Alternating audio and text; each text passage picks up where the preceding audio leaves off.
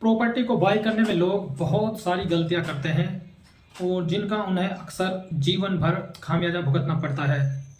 तो मैं आपको इस वीडियो के अंदर बताऊंगा कि किस तरीके से आप किन चीज़ों पर ध्यान दें जिसकी वजह से आपको किसी भी तरह का कोई लॉस ना हो, किसी भी तरह का कोई रिस्क ना हो किसी भी प्रॉपर्टी को बाय करने के लिए। तो आइए मैं आपको स्टेप बाय स्टेप बताता हूं कि प्रॉपर्टी बाय करने में सेफ्टी किस तरीके से बरती जाती है। सबसे पहली बात तो यह है कि प्रॉपर्टी बाय करते समय कभी इमरजेंसी फंड को यूज ना करें या घर की जो ज्वेलरीज होती है उनको यूज ना करें। अक्सर कर हम ये बड़ी गलती कर देते हैं और उसके बाद टेंशन में आ जाते हैं। तो सबसे पहली सेफ्टी इसी पर रखनी है कि कोई इमरजेंसी फंड को यूज करके आप प्रॉपर्टी में ना लगाएं। उसके बाद आपको बहुत सारी टेंशन या स्ट्रेस हो सकती है, क्योंकि प्रॉपर्टी का सीन यह होता है कि इसकी लिक्विडिटी थोड़ी सी हार्ड होती है। ये अगर आप स्टॉक खरीदते हो तो आसानी से बिक जाते हैं, लेकिन इसकी लिक्विडिटी में थोड़ा सा फर्क होता है। तो ये बिकने में कभी महीने में बिक जाती है, कभी एक दिन में ही बिक जाती है, एक घंटे में भी बिक जाती है और कभी 5 साल 10 साल 20 साल भी नहीं बिक पाती। तो इसलिए आप थोड़ा सा रिलैक्स वाला तरीका इसमें इस्तेमाल करें। और इमरजेंसी का जो फंड है कम से कम इस तरीके से तो हो कि 6 महीने या 3 महीने का तो आपके पास बचा हुआ हो। दूसरा हमारा स्टेप है कि आप अपना हेल्थ और लाइफ इंश्योरेंस जरूर लें, क्योंकि हेल्थ और लाइफ इंश्योरेंस अगर आपके पास होगा तो आपको कभी भी कोई प्रॉब्लम आएगी तो आपको अपनी प्रॉपर्टी को खराब करने की जरूरत नहीं होगी। तो इससे आपकी फाइनेंशियल सिक्योरिटी अच्छी बनी रहेगी। तीसरा जो पॉइंट आता है वो होता है कि हम बहुत ही जल्दी बहुत ज़्यादा प्रॉफिट अर्न करने की कोशिश करते हैं। तो इसमें अक्सर कर लॉन्ग टर्म विजन रखें। जब भी प्रॉपर्टी बाय करें तो एक लॉन्ग टर्म विजन के लिए खरीदें। लॉन्ग टर्म विजन में आपको कंपाउंड में आपको रिटर्न मिलेगा, मल्टीप्लाई होकर रिटर्न मिलेगा, अक्सर कर मिलता है और आपने सुना भी होगा।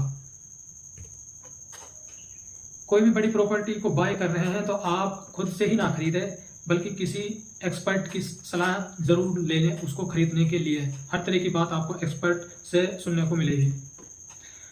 एक चीज और ध्यान में रखने की है कि आप जब भी कोई प्रॉपर्टी बाय कर रहे हैं तो ये एश्योर कर लें कि बैंक से जो अप्रूव्ड प्रॉपर्टी होती है ना, जिन प्रॉपर्टीज पर बैंक लोन दे देती है उन प्रॉपर्टीज को ही खरीदे। क्योंकि बैंक अगर किसी प्रॉपर्टी को लोन देने के लिए जब रेडी होती है तो वो उसके सारे डॉक्यूमेंट्स को वेरीफाई कर लेती है। तो अक्सर कर नॉर्मल जो कस्टमर्स होते हैं वो इतने अच्छे तरीके से वेरीफाई इंडिविजुअली नहीं कर पाते किसी भी डॉक्यूमेंट्स को, जितने अच्छे तरीके से वो बैंक के जो प्रोफेशनल्स होते हैं ना, जितना अच्छे तरीके से वो उस प्रॉपर्टी को चेक कर सकते हैं। तो बैंक लोन अप्रूव्ड प्रॉपर्टी को खरीदना आपके लिए बहुत ही ज्यादा सेफ्टी रहेगी। अगला पॉइंट जो आता है वो आपके डॉक्यूमेंट्स को चेक करना होता है नॉर्मली, जैसे सेल डीड हो गई, म्यूटेशन, टैक्स रिसिप्ट या फिर रेरा से रिलेटेड जो भी टर्म्स है वो सारी चीज़ें आप चेक कर सकते हैं।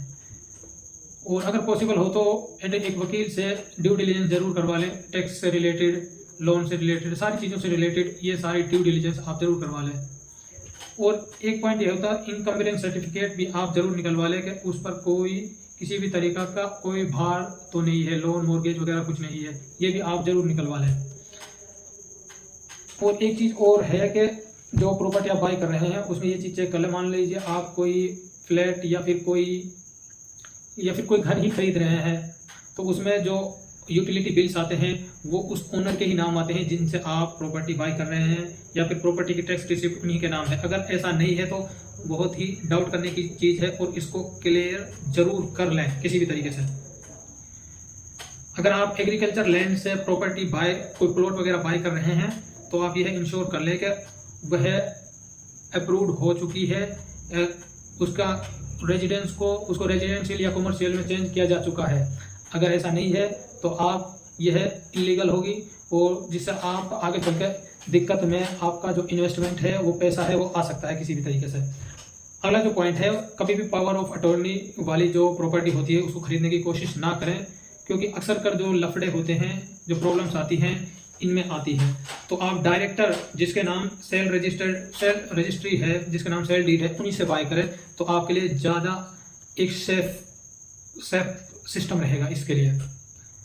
और एक चीज़ और है कि आप जो प्रॉपर्टी बाय कर रहे हैं उसको कई बार विजिट करें। आप उसको दिन में विजिट करके देखें, रात में उसको विजिट करके देखें, शाम में या सुबह में, क्योंकि इससे आपको वहाँ के आसपास के इन्वायरमेंट का बहुत अच्छे तरीके से अंदाजा आ जाएगा। क्योंकि पता चले कि वहाँ शाम के टाइम बहुत सारे लोग दारू बियर वगैरह का सेवन करते हैं, या फिर और भी कोई जैसे मान लें कोई चोरी वगैरह की जो शिकायतें होती हैं, वो कोई ऐसी प्रॉब्लम तो वहाँ पे नहीं है। तो ऐसी सारी चीज़ों का आपको अंदाजा आ जाता है, और आप अपनी उस साइट को कई बार विजिट करें और आसपास के लोगों से भी आप मिलकर कैसे भी क्वेश्चन करके वहाँ के आसपास के एरिया का अंदाजा ले सकते हैं, क्योंकि प्रॉपर्टी में ये नेबरहुड होता है, यह बहुत मायने रखता है। अगर आप रीसेल की प्रॉपर्टी बाय कर रहे हैं तो जो लीगल हेयर्स हैं उनसे जरूर एनओसी ले लें, अदरवाइज बाद में बहुत ज़्यादा प्रॉब्लम हो सकती है, कोर्ट से रिलेटेड प्रॉब्लम हो सकती है। तो जितने भी उसके लीगल हेयर्स हैं उनसे एनओसी लेना आपके लिए बहुत ज़रूरी है। प्रॉपर्टी बाय कर रहे हैं उससे पहले आपको एक चीज़ और, एक एक्स्ट्रा सेफ्टी की मैं आपको बता रहा हूँ कि प्रॉपर्टी को बाय करने से पहले आप एक न्यूज़पेपर में अगर आप उसको दे दें कि मैं ये प्रॉपर्टी बाय कर रहा हूँ, अगर किसी का कोई भी क्लेम इस प्रॉपर्टी से रिलेटेड है तो वो 15 दिन के अंदर आकर मुझे बता सकता है। अगर आप ऐसा करेंगे तो आपके लिए एक एक्स्ट्रा सेफ्टी रहेगी। अगर आगे चलकर भी उसमें कोई प्रॉब्लम उस प्रॉपर्टी से रिलेटेड आई तो आपके पास यह एक्स्ट्रा सेफ्टी रहेगा कोर्ट में दिखाने के लिए कि मैंने इतना तक किया है। तो इससे आपको बहुत ही ज़्यादा आपके लिए प्रोटेक्शन और सेफ्टी मिलने वाली है।